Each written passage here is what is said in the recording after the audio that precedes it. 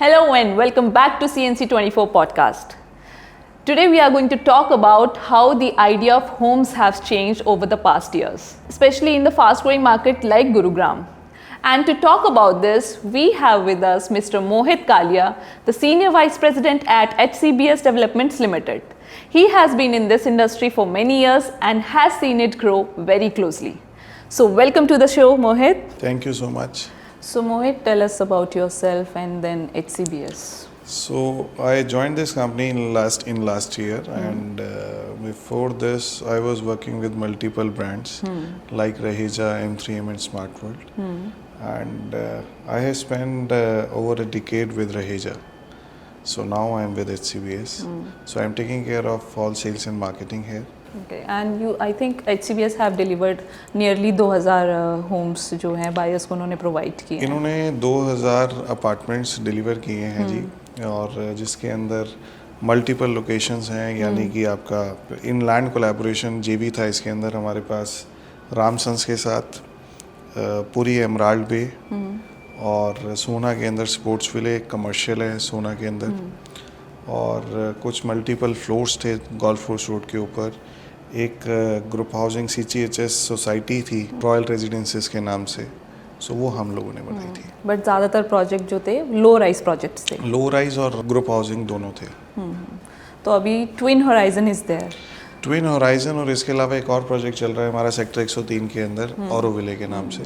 So it is near to position, और वो भी करीबन almost 1400 apartments, 1300 plus some 150 or 160 units in commercial.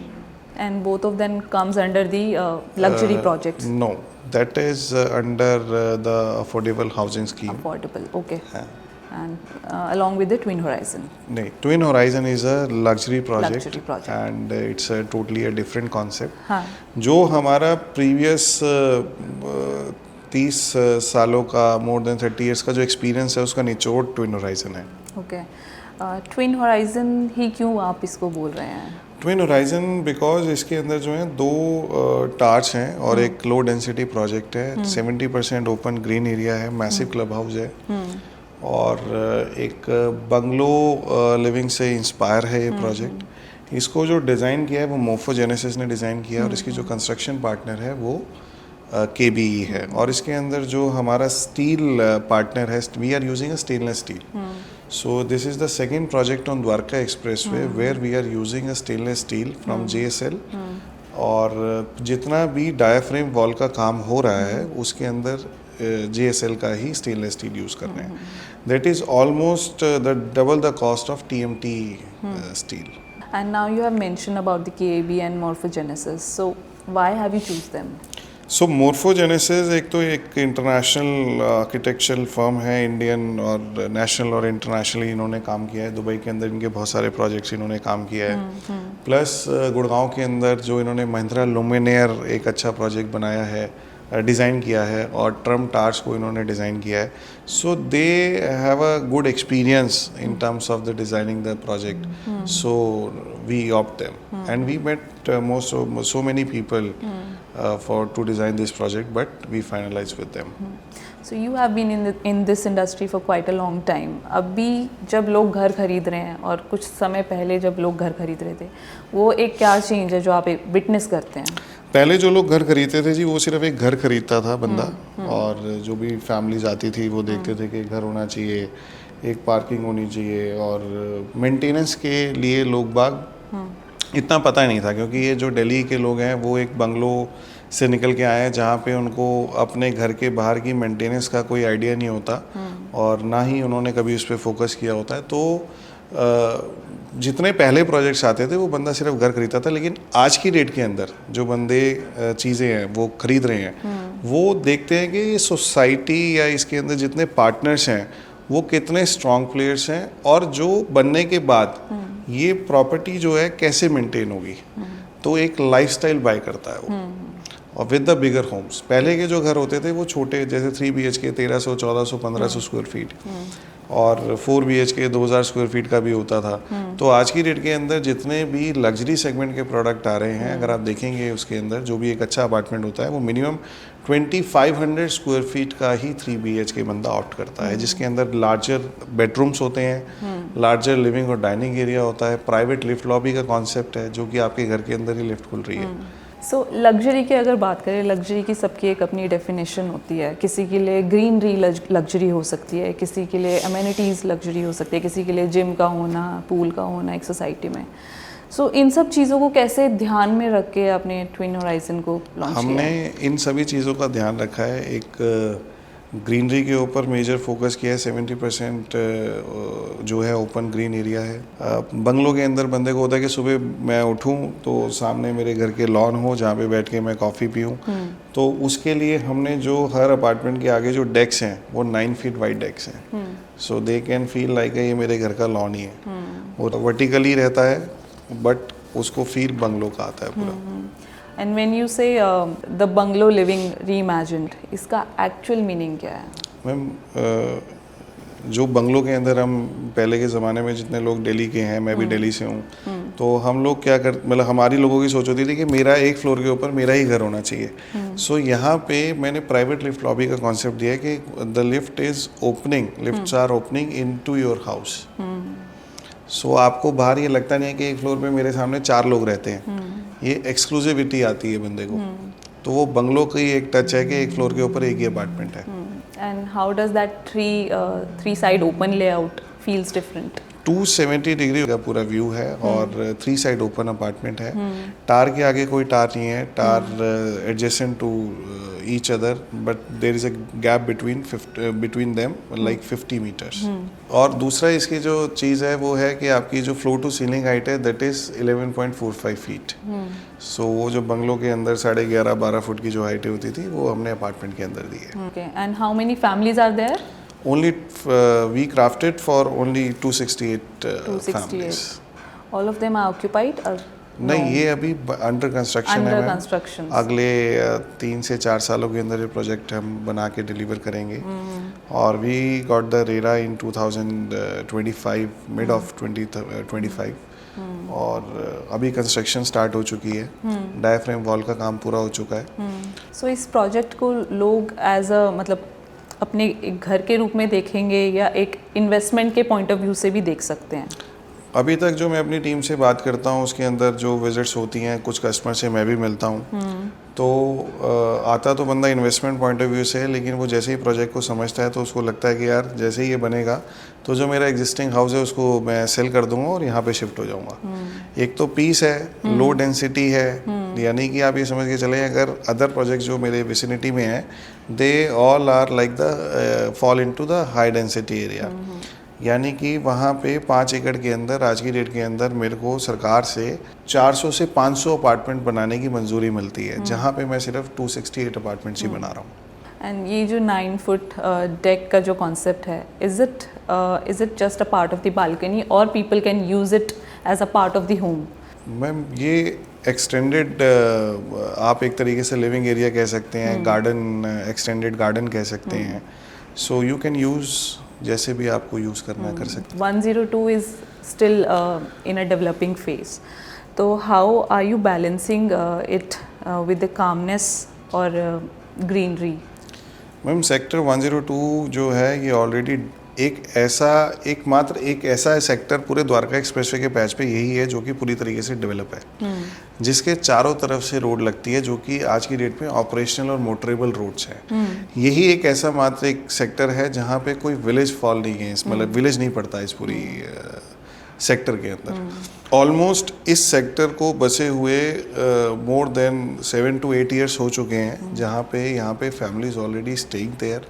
यहाँ पे मैं डेवलपर का नाम तो नहीं लूँगा, लेकिन अगर आप जाके देखेंगे तो एमस्टोरिया नाम से उन्होंने एक टाउनशिप बनाई है जिसके अंदर आज लोग रहते भी हैं। और एक वहाँ पे शूट भी हुआ था एक मूवी का, फिलहाल गाना है, एक सॉन्ग है अक्षय कुमार का। अच्छा। सो उनका जो शूट है वो एमस्टोरिया का ही है। तो they already develop and rates are almost reach somewhere around 15 to 20,000 rupees square feet.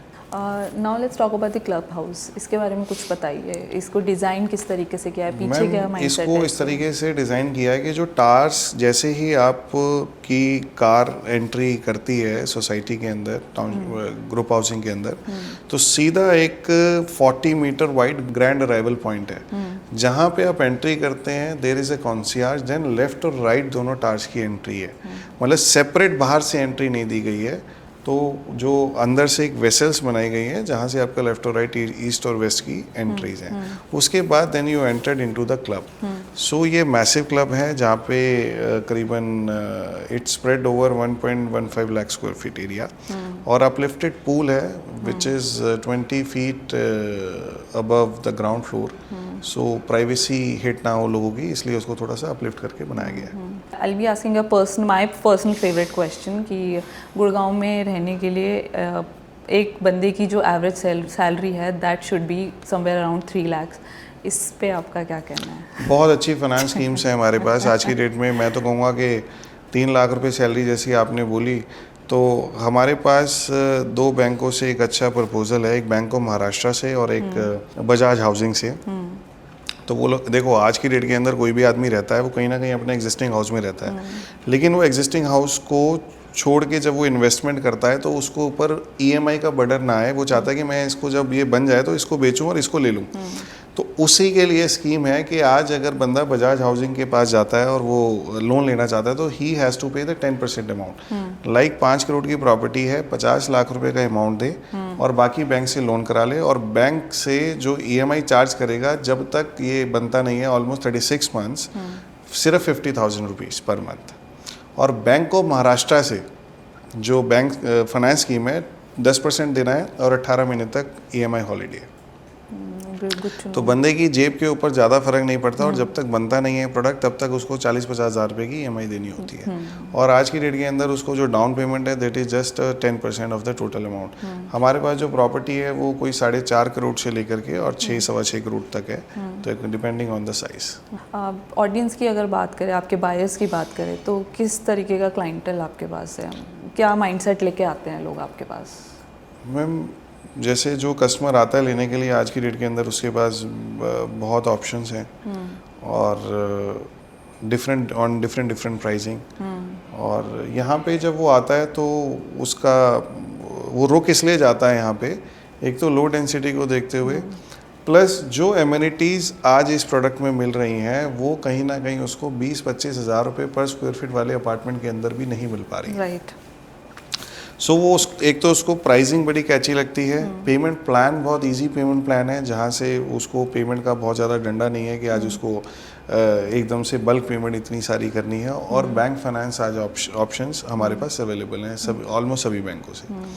और दूसरा जो अपार्टमेंट के साइजेज़ हैं, मतलब आज ये समझ के चलो कि कोई आदमी 2000 फुट का अपार्टमेंट ले द्वारका एक्सप्रेसवे के ऊपर और एक मेरा 2700 फुट का अपार्टमेंट ले, ऑलमोस्ट कॉस्ट सेम आती है. So Mohit, apart from all those things, और कौन सी हमारे पास अमेनिटीज और फैसिलिटीज आप प्रोवाइड कर रहे हैं? Valet service parking, concierge, we have a 3 level of basements for the car parking, and we are giving like 3 car parks to the 4 BHK apartments and 2 car parks inclusive in the cost for 3 BHK. Okay. So we are giving the box price which is around 17,000 rupees per square feet. So ये all inclusive price है which includes car parking, club membership, EDC, IDC, everything, PLCs, everything. So Mohit, it's time for us to start with a quick rapid fire where you just have to answer in one word or a line. HCBS in one word? Commitment, comfort. Okay. Best time to enjoy the view from the 34th floor? Sunset, you can say around 5ish in the evening. Pickleball or library cafe? Both. What's the one myth about Dwarka Expressway? So, जो लोगों का myth है Dwarka expressway को लेके, वो लोगों को ऐसा लगता है कि ये एक जस्ट रोड है जो कि NH8 के पैरेलली इन्होंने बना दी है दिल्ली को कनेक्ट करने के लिए. ये आप समझिए ये एक ऐसा कॉरिडोर तैयार हो रहा है हमारे दिल्ली NCR के अंदर कि आने वाले 5 सालों के अंदर ये आपको गोल्फ कोर्स रोड को बीट करता हुआ दिखेगा. इन टर्म्स ऑफ द इंफ्रास्ट्रक्चर। जितना प्लान्ड ये एरिया है और जितनी अच्छी इसकी कनेक्टिविटी है, अभी तो यहाँ पे सिर्फ कनेक्टिविटी आपको देखने को मिली है, अभी यहाँ पे इंफ्रास्ट्रक्चर डेवलप हुआ नहीं है। अभी यहाँ पे होटल्स, हॉस्पिटल्स और जितनी मॉल्स अभी तो ये डेवलप हो रहे हैं, अभी हुए नहीं हैं। अभी भी द्वारका एक्सप्रेसवे के ऊपर अगले 5 सालों के अंदर आपको जितने प्रोजेक्ट्स आर लॉन्च हो रहे हैं, अगले 5 सालों के अंदर आपको ये सारी बिल्डिंग्स दिखेंगी। So then you can imagine कि आज जब आप गोल्फ कोर्स रोड पे निकलते हो तो इससे ज़्यादा मतलब 16 लेन रोड और 150 मीटर वाइड रोड के ऊपर जब आप चलेंगे और आसपास आपको बिल्डिंग्स दिखेंगी, so what you feel? Obviously, I'll feel good. So, मतलब इट्स अ शेख जायद road of Dubai. what's your favorite HCBS project? जो अगले 5 साल के अंदर 4 साल के अंदर मिलेगा वो ट्विन होराइजन ही होगा। बट अभी जो प्रोजेक्ट चल रहे हैं उसमें सबसे one of the best project is Auroville, which is situated in sector 103. Okay. Let us know a bit about this project, which you have That is a mentioned mid segment project और delivery की stage के ऊपर है। Almost अगले 6 महीने के अंदर हम इसका डिलीवरी दे देंगे लोगों को। तो लोगों ने इसके अंदर जो अपार्टमेंट खरीदे थे वो खरीदे थे कोई 20 लाख रुपए से लेकर 25-30 लाख रुपए के। सो आज जो कॉस्ट हो गई है, जो आज की डेट के अंदर जो कॉस्ट है रीसेल की, क्योंकि फ्रेश में तो यूनिट्स है नहीं, so somewhere around 75 to 1.3 CR। almost सो 3 लोगों ने हमारे साथ अपनी वेल्थ को 3 से 4 गुना मल्टीप्लाई कर लिया है। Okay. पूरी माय-वन कंस्ट्रक्शन है, पूरी एल्युमिनियम फॉर्म वर्क है, 1-2 अच्छे कमर्शियल्स हैं इसमें, और मेन द्वारका एक्सप्रेसवे से कनेक्टिविटी है, और सारा स्ट्रक्चर वगैरह सब कुछ कंप्लीट हो चुका है, फिनिशिंग का वर्क चल रहा है। बस आप देख के आइए, बहुत ही अच्छी और खूबसूरत प्रोजेक्ट डिलीवर करने जा रहे हैं हम लोग।